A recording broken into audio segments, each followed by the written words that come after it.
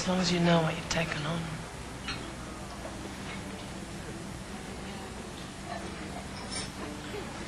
If you can sleep with a man you hate, and he can't see that, what am I to make of this?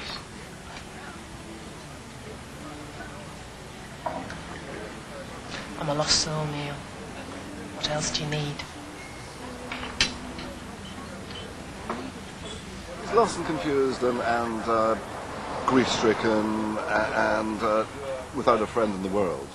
And the only person who begins to believe in him is the Pakistani manager of the minicab office, because he nicks a car and he gets a job as a minicab driver. Check a seat, pal. I'll see who's free. I don't want a car, mate. Shit. I'm after a job. A job? You're not driving. Rough neighbourhood. No sweat. Later on, two kids come in to rob the place, and he goes, I'll get you a cab, and they go, we're not looking for a cab. He goes, oh, you're looking for a job. And they go, no, we want the money, you see.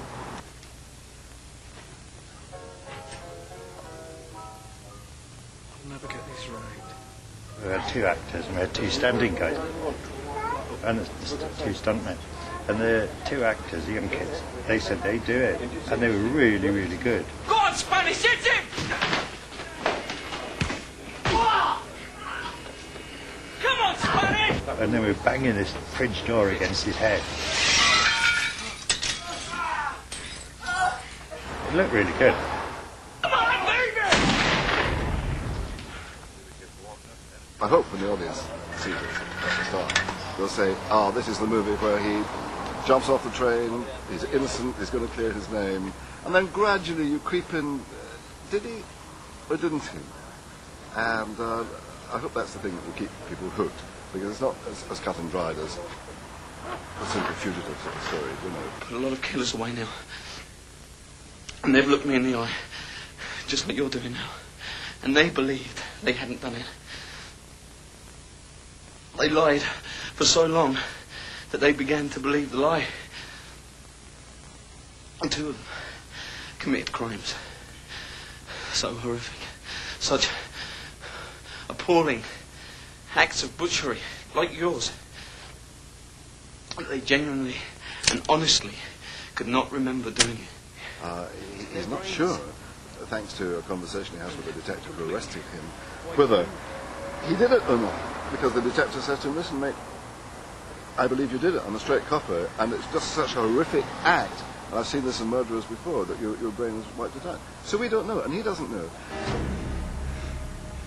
You can't heal it with kisses. It was really horrendous what he saw. Being covered in your own wife's blood is not a good experience. He goes on some sort of journey where he at first he's trying to shut out these memories, and then they overtake him for a while, and then he actually begins, as he begins to grieve, he then remembers it how it was. Sweet sweetheart. They're different from the rest of the show in that they're handheld, whereas everything else is very controlled and generally on tracks and things like that, whereas the flashbacks are handheld, giving a more of a sort of a memory feel to them. No, seriously, it's great you're all in. See you, Neil. Thanks very much. Very good, Neil, all of it.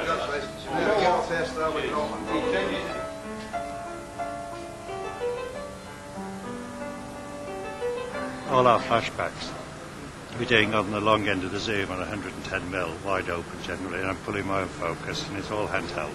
And we just do it. And if it works, it works. If it doesn't, well, we do it so many times, there's going to be bits that do work. But it's like, if it's out of focus, it doesn't matter so much, because it's meant to be a flashback. It could be a home movie camera or something. It's a bit sort of, I don't know.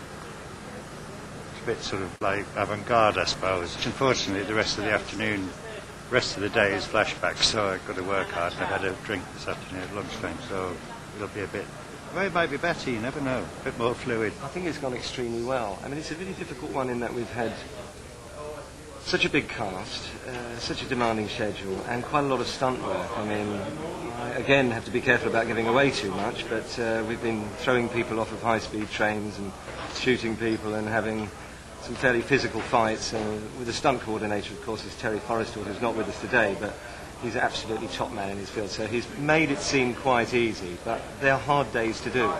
Standing in the middle of the countryside in the pouring rain in the middle of night, with a train running up and down the lines and somebody jumping off it. It's about 4 seconds on the screen, but it takes most of a day to set up, weeks beforehand, of course, and all of the night to do. For television, it's a pretty big setup. It's a very ambitious project in that sense. I think that in terms of British television, this has more action and more stunts than almost anything I've ever seen. This is right at the top of the tree, the top people are working on it, and the product is very good. We're trying to work for a sort of cinematic thing. I mean, I don't see why everything shouldn't be cinematic.